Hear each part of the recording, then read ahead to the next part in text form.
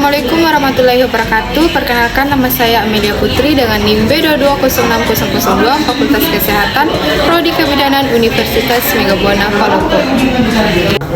Baiklah, di sini saya akan menjelaskan materi mengenai promotif preventif.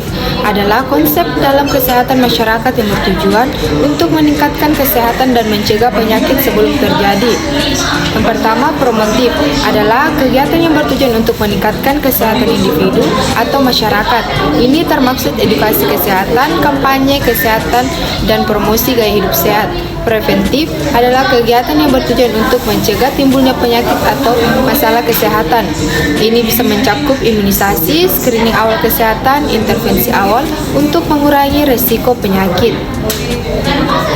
Lanjut materi mengenai IMS. Infeksi menular seksual atau disingkat dengan sebutan IMS adalah berbagai infeksi yang dapat menular dari satu orang ke orang lain melalui kontak seksual. Pada ibu hamil, IMS dapat mengancam keselamatan ibu dan janin dalam kandungan. Adapun itu pengertian IMS. IMS adalah penyakit yang dapat menular melalui hubungan seksual, termaksud mulus, anus, penis, ataupun vagina. Cara penularan IMS adalah dapat terjadi melalui kontak seksual langsung ataupun tidak langsung, seperti menggunakan alat bantu seksual yang tidak steril.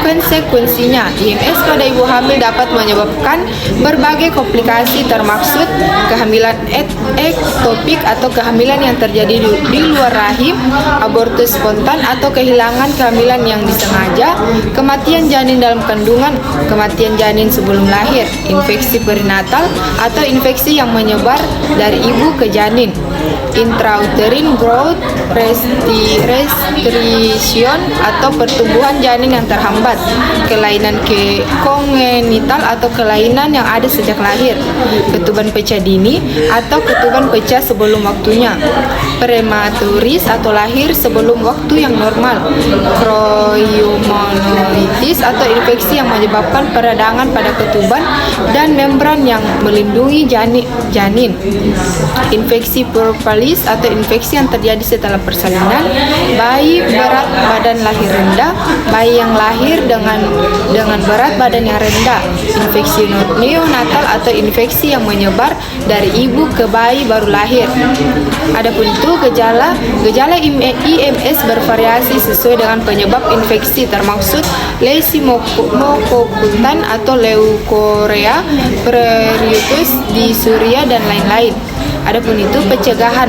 Untuk pencegahan IMS pada ibu hamil dapat dilakukan beberapa langkah. Yang pertama, penggunaan kontrasepsi. Menggunakan kontrasepsi yang efektif untuk mencegah kehamilan. Penggunaan sarung tangan. Menggunakan sarung tangan saat berhubungan seksual. Lanjut, pemeriksaan kesehatan. Melakukan pemeriksaan kesehatan secara teratur untuk mendeteksi IMS sejak dini. Konseling seksual. Memberikan konseling seksual yang benar dan terus-menerus. Vaksinasi atau memberikan vaksinasi yang sesuai untuk mencegah infeksi menular seksual.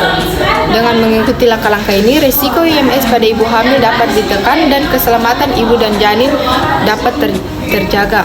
Baiklah, itu saja sedikit yang bisa saya jelaskan. Adapun kurangnya mohon dimaafkan. Wassalamualaikum warahmatullahi wabarakatuh.